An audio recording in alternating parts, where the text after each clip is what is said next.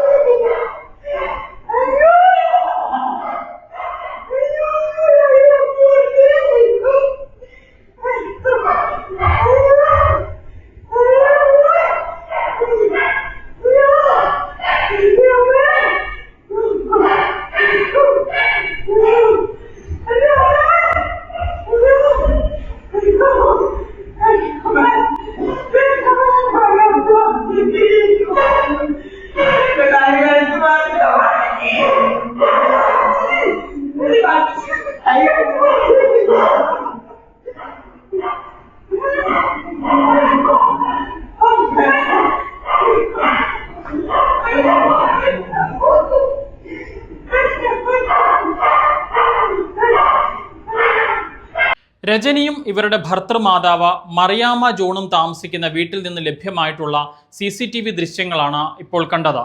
ഈ സംഭവത്തിൽ മറിയാമ്മ ജോണിന്റെ വയോധികയുടെ പരാതിയുടെ അടിസ്ഥാനത്തിൽ ഈ CCTV ദൃശ്യങ്ങൾ കൂടി പരിശോധിച്ചതിന് ശേഷം ഏറ്റുമാനൂർ പോലീസ് മരുമകളായ രജനിക്കെതിരെ കേസെടുക്കുകയും ചെയ്തിരുന്നു.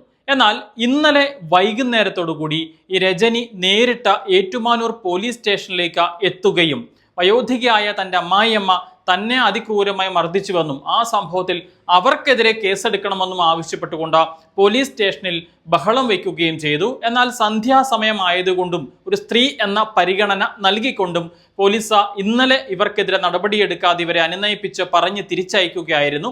ഇതിന് ശേഷമാണ് ഇന്ന് രാവിലെ അടുത്ത സംഭവം ഉണ്ടാകുന്നത്. ഈ രജനി നായയും കൂട്ടിക്കൊണ്ടാണ് ഇന്ന് രാവിലെ ഏറ്റുമാനൂർ പോലീസ് സ്റ്റേഷനിലേക്ക് എത്തിയത്. പോലീസ് സ്റ്റേഷനിലേക്ക് എത്തിയതിന് ശേഷം സ്റ്റേഷന്റെ വാതിൽക്കൽ തന്നെ ഈ നായയെ കെട്ടിയിടുകയായിരുന്നു.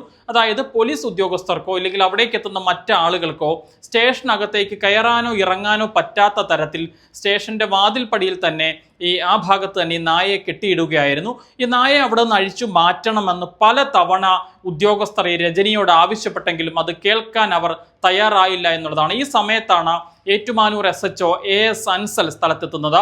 അദ്ദേഹം ഈ സ്ത്രീയെ വിളിച്ചു വരുത്തുകയും എത്രയും പെട്ടെന്ന് ഈ നായയെ ഇവിടുന്ന് അഴിച്ചു മാറ്റണമെന്ന് പലതവണ ആവശ്യപ്പെടുകയും ചെയ്തെങ്കിലും ഈ സ്ത്രീ ഇതിന് വഴങ്ങിയില്ല. ഈ നായയെ അഴിച്ചു മാറ്റാൻ കൂട്ടാക്കിയില്ല. ഈ സാഹചര്യത്തിലാണ് ഇവർക്കെതിരെ കേസെടുക്കാൻ ഏറ്റുമാനൂർ CI നിർദ്ദേശം നൽകിയത്. ഇതിന് പിന്നാലെ നായയുമായി പോലീസ് സ്റ്റേഷനിലേക്ക് എത്തുകയും പോലീസ് ഉദ്യോഗസ്ഥരെ ഭീഷണിപ്പെടുത്തുകയും ചെയ്ത സംഭവത്തിൽ രജനിക്കെതിരെ പോലീസ് കേസെടുക്കുകയും ചെയ്തു. 72 വയസ്സുകാരിയായ വയോധികയെ നായയെ ഉപയോഗിച്ച് ആക്രമിച്ച സംഭവത്തിൽ ഇവരുടെ അറസ്റ്റും രേഖപ്പെടുത്തിയിട്ടുണ്ട്. അല്പസമയത്തിനകം തന്നെ ഇവരെ കോടതിയിൽ ഹാജരാക്കുമെന്നുള്ളതാണ് മനസ്സിലാക്കുന്നത്. എന്താണെങ്കിലും കോട്ടയം ജില്ലയിലെ ഏറ്റുമാനൂർ പേരൂരിലാണ് ഇത്തരത്തിലൊരു സംഭവം ഉണ്ടായത്. നായയെ ഉപയോഗിച്ചുകൊണ്ട് അമ്മായിയമ്മയെ ആക്രമിക്കുന്നു. അതിനുശേഷം അത് കേസായപ്പോൾ പോലീസ് സ്റ്റേഷനിലേക്ക് അതേ നായയുമായി എത്തി പോലീസ് ഉദ്യോഗസ്ഥരെയും ഭീഷണിപ്പെടുത്തുന്ന സംഭവമാണ് ഇന്ന് രാവിലെ ഏറ്റുമാനൂർ ഉണ്ടായത്.